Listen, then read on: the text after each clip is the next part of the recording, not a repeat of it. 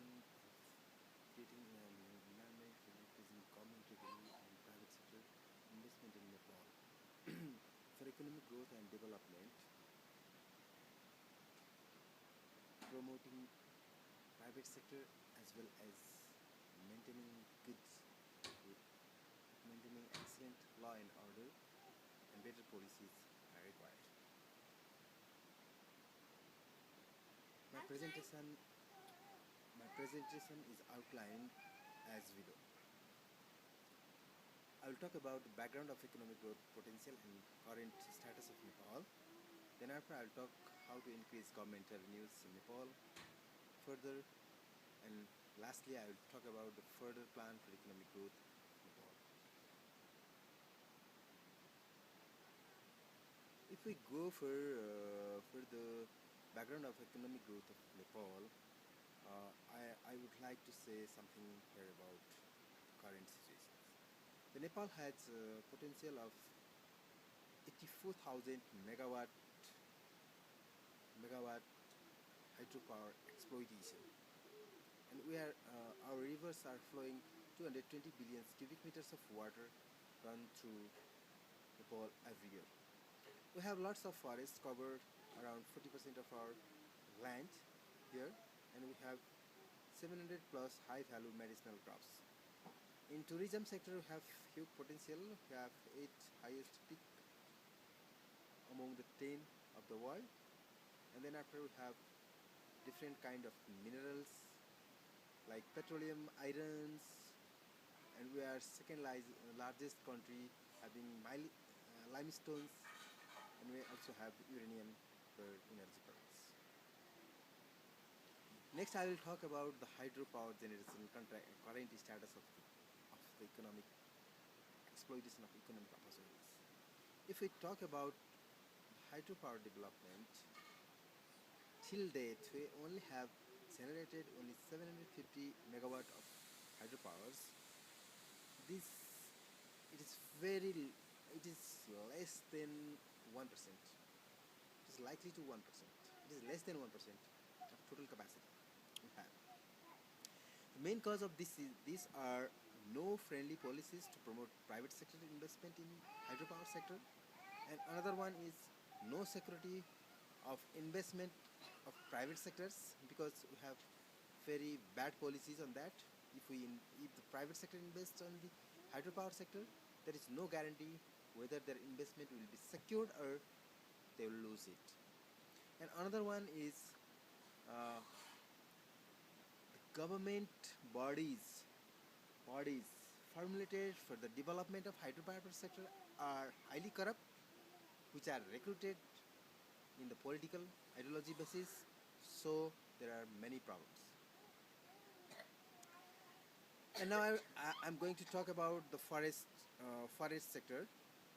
It is shameful. Nepal is importing timber from Malaysia.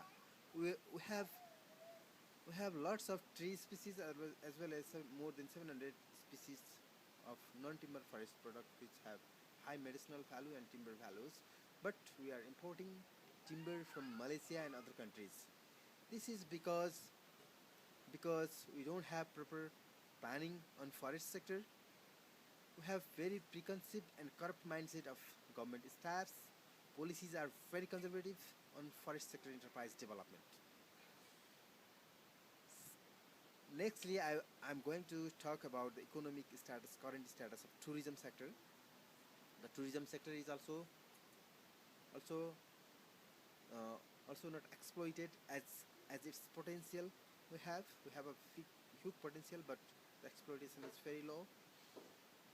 We don't have proper policies here. The private sector is putting money, but different kind of political uncertainty and issues related to transparency force them for not having lucrative business, for not investing on the sector.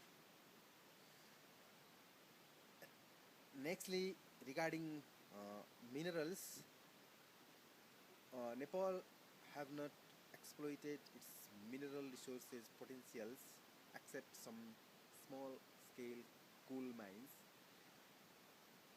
nothing is done till date for exporting such valuable resources, and the private sector policies are not friendly. Even the private sector are working in the sector are directly linked with political powers, so that they are not making ethical businesses.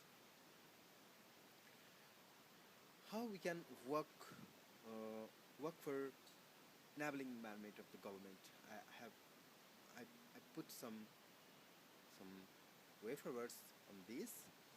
For for increasing domestic resources or government revenues, governments should go for making tax laws friendly to the taxpayers.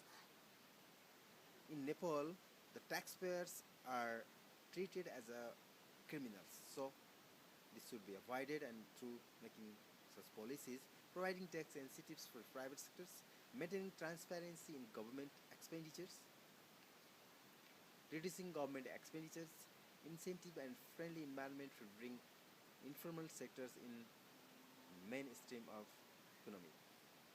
And some deregulations for encouraging private sector for investment is needed, so that taxes can be uplifted, because the private sector pays tax for exploitation of the resources and making their businesses. Therefore, the government can generate high level of revenue. The future prospect of economic growth of Nepal are revolutionary. We need a revolutionary change in policies for economic growth and sustainable resources exploitation. Creating enabling environment for exploitation of hydropower, tourism, forestry, and mineral sectors, as well as some other sectors which are highly potential in Nepal.